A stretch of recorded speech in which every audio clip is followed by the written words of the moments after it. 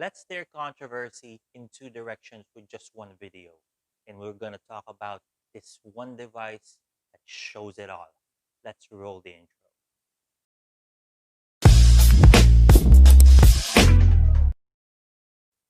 Behold the product that shows it all, ZQ XTAL. Well, that will be an overstatement, but for me, this will show things that is beyond this device alone. But let's talk about the device first, and we'll get to that exciting part later on. So, this is the packaging that the ZQ XL came in. Won't be discussing too much of this.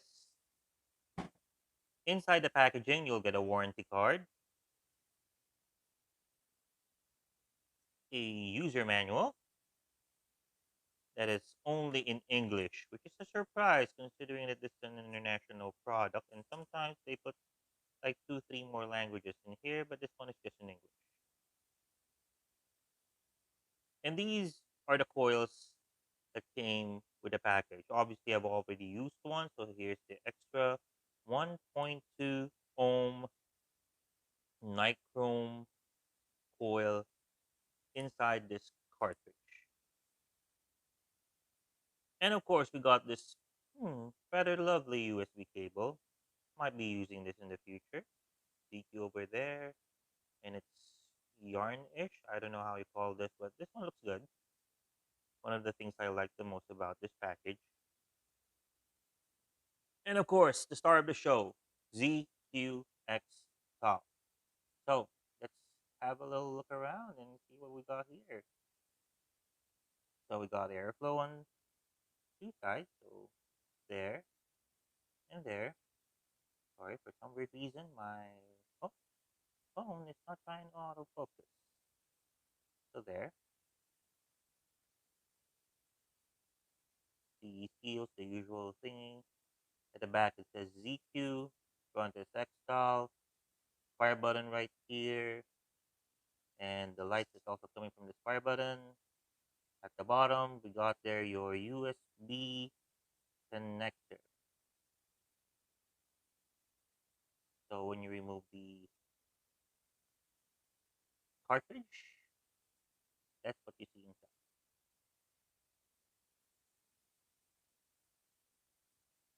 So it's just a pin. Let's see if I can just try to close that up one up. There, a pin and the contact for it. Nothing fancy inside the way I see it. Looks like this one is press fit, and yeah. So the one that comes in the package is a 1.2 ohm regular coil, but what I got in my hand is a sold separately ZQ 1 ohm mesh coil. If I can just try to get this thing to focus right there. There you go. There's the mesh coil. So to open this thing up, all you have to do is just pull this tab at the bottom, like so. For this device, we'll be using daily salt taro cheese. I've had this one for a while, enjoying it. So let's fill this bad boy up.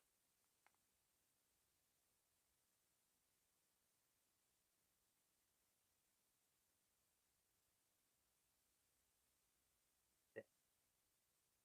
Swish.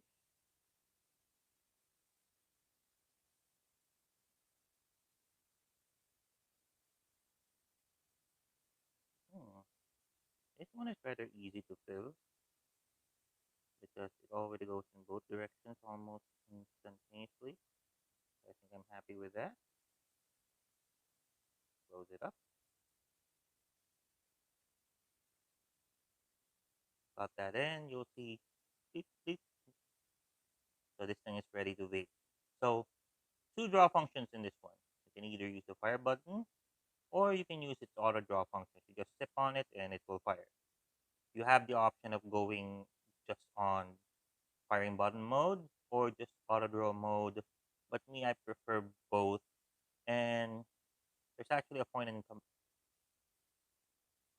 there's actually a point of comparison in that. So let's not make this last long. Let's go up top, vape this, and hope we get the focus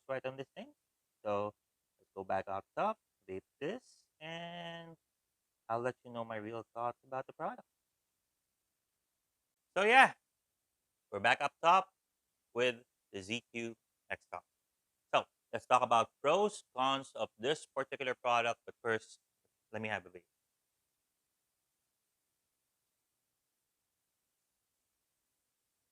That's me using the firing button.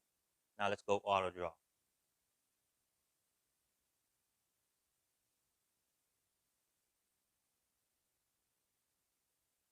Okay, let's talk pros and cons. Cons first. First con, I haven't mentioned in the close-ups that it has a 1.8 mil capacity of e-liquid for its cartridge and a 520 milliamp hour battery capacity for the device itself. That's where the con is. 520 won't last you an entire day, especially if you're gonna fit in a cartridge that's like this, 1 ohm. It may last slightly less longer compared to your other devices of this type. For me, this won't last an entire day. You know how I vape. I vape like, you know, don't need to explain that. So, next con on this one is actually on the flavor department, particularly with the coils that came with the product. For me, it doesn't hit the bill yet to me when it comes to flavor. Sure, it's not airy. It's not, like, say, incomplete, but it's kind of lagging for me. Maybe because of a few things. One, see that how big that hole is? That's probably one of the reasons. Also, I don't know what's the possible airflow system that's running within this particular device, but they may need to work that out a little better. So either they work on the top part or the actual body part of the device itself, so it will deliver a better airflow and consequently better flavor. So I know that they've been working hard when it comes to like the cartridge type, and so the 1 ohm mesh coil actually has better flavor in my opinion. But if you're just gonna go like with the out of the box setup, it's not enough for me. But that's just me. That's my opinion. Now let's talk pros about this particular device. First off, leak. I barely saw any leak or even precipitate on this particular device. So that's the first. I mean, the first. Damn, what's wrong with my English? So that's the first pro that I'm mentioning in this video. And next pro is obviously durability. This one is got a metal exterior.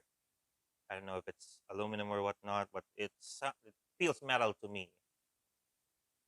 And even if you drop this or accidentally drop it, it won't die out on you immediately.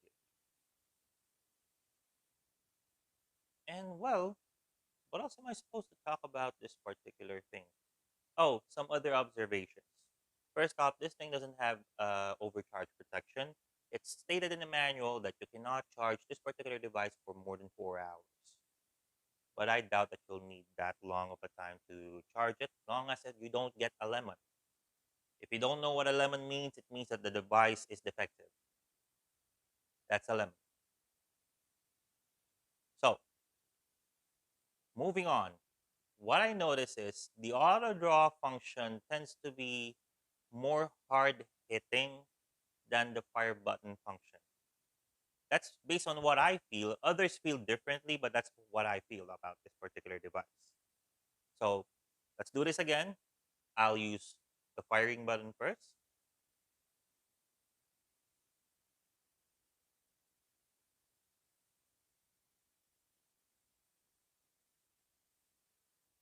This particular hit, I'll just use the auto draw. I'll hold it to the end, so you'll see.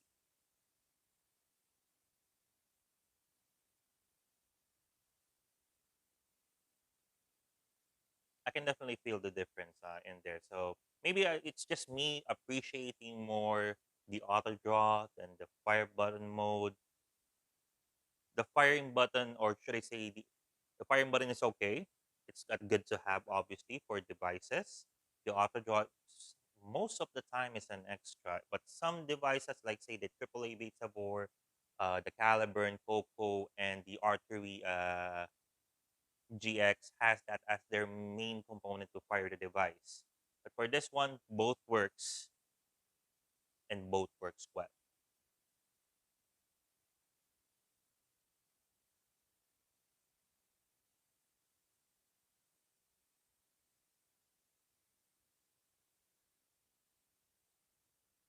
So the big question here is, on which category will I put this particular device on? Considering the short battery life and for me the subpar out of the box flavor, I'll put this as a sidearm. So you can pick it up if you want an alternative to, say, your main device. Say, for instance, if you have a mod or a better performing pod, you can have this as your secondary device. It's still a good to have. Just make sure to pick up that 1 ohm mesh coil so you'll have better flavor. Because if you're gonna stick to what's inside the box, I hate to say this, but you may get disappointed. So that's pretty much it for the video, and that's how you fucking do reviews. Now, time to rant a little bit. Every device has its pros and its cons. No device is perfect. So if you're saying you're not seeing any single con on a particular device, you're a total liar. Even something like this has its cons. Mind you, this is the Lost Vape. Let me just put it in this video. This is the Lost Vape Sensors, and it has its cons. But is it a deal breaker? I obviously bought the product, so yeah, it's not. So be honest as a reviewer to put in the pros and cons of the device. It's always up to the buyer if they like the product or not. Is the design the deal maker? Is the performance the deal maker? Is it is the feedback of others towards your product the deal maker? They make the decision. Me reviewing this product, I'm telling you all that I see and all that's happening in here. If it goes any worse than what I have perceived right now, you may have probably got a lemon and you might want to talk to your supplier regarding that particular product. But if you're going to tell me that there are no cons in a particular product, trust me, you're a total liar. So I appreciate Ernest Santos for taking on this challenge of reviewing this product in Kai Defiant Vaping. And I appreciate that the riddance, including those that I have told to you upfront as feedback for this particular product, you have accepted. And hopefully, you'll be able to communicate this message to ZQ regarding how they can improve the product in the future or how they can improve any future products that they're about to make. Because that's how we are supposed to be in the community. We do these reviews not only to help the customers decide if they're going to pick up this product or not, but also this is a stepping stone for improvement on future products that you're going to get out in the market. So, to my viewers, I appreciate you staying for this long. And if you're not subscribed yet to Kai Defiant Vaping on YouTube, subscribe to Kai Defiant Vaping, hit that notification bell. And obviously, if you're watching this on Facebook, like and follow Kai Defiant Vaping because I'll be dropping a lot of videos soon in this page. So that's it for me. And that's how it's done. Real reviews take time, and you know that you're watching the right review when there are no lies and there are no bullshit. I'll see you guys later.